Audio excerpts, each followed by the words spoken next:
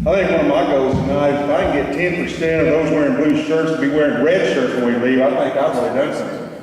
That's what I'm after, brother.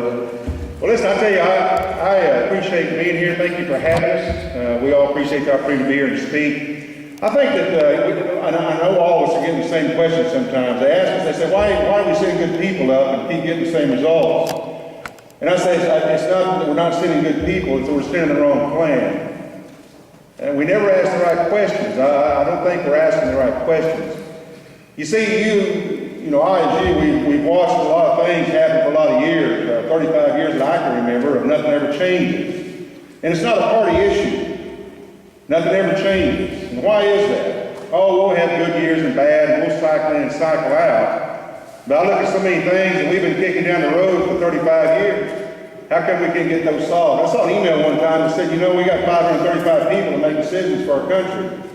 They make decisions, and they're the only ones that make decisions that don't work and then run to correct the decisions. I think there's a lot of truth to that, and that doesn't affect maybe not necessarily everyone, but it certainly does some. I think the problem is this, is we need to get back to what founded our country. I find it interesting that so many people will talk about our founding fathers and say, well, those guys are just a bunch of deists. And they're trying to use that to throw it off and get it off of the Christian founding. Well, if you go look up the word deist, it's interesting because the word deist means it means someone that believes that God created everything and then just kind of kicked it out on its own and just let it run itself. And yet every one of those people that they refer to as deists always talk about without God, they never had the Constitution they came up with. And then you'll see their mention of God. Well, if God's not in it, then why come they're mentioning the very one that they believe in? I find that interesting.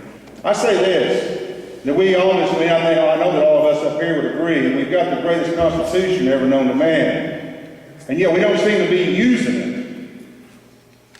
Why is that? We got biblical principles that established this country, that made us exceptional. But we're not using them. We're not standing on it. Bottom line, folks, is we never address the root problem. We're asking people to go up and take a plan that no one can accomplish. No one can. Why? There's no one can take a plan up and convince 218 people to vote for it. We're not attacking the root problem. The root problem is immorality. You see, when you have elected officials that don't do what they say they're going to do, that don't stand what they say they believe, then we've got some real problems. And that's why we got real problems.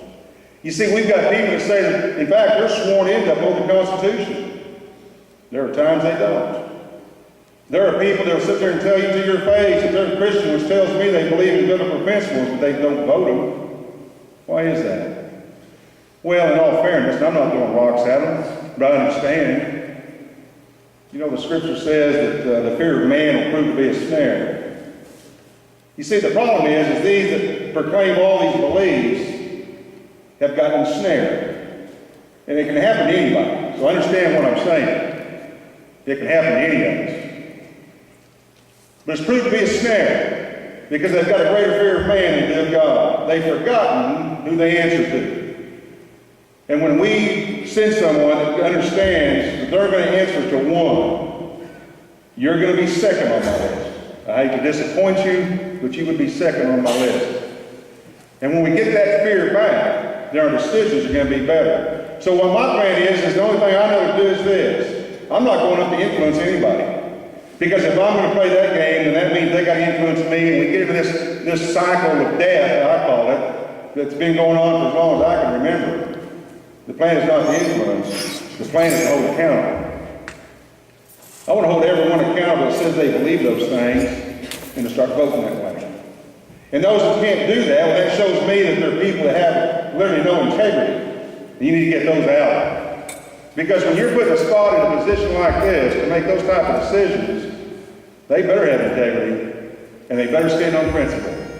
You know, it's interesting that Tom Coburn said this one time. He said, you know, it's okay to compromise, you just don't compromise principle. And he said, we've got enough good ideas up there to solve the problems. We just don't have enough people of courage to carry them through. I'll be that man of courage. Thank you.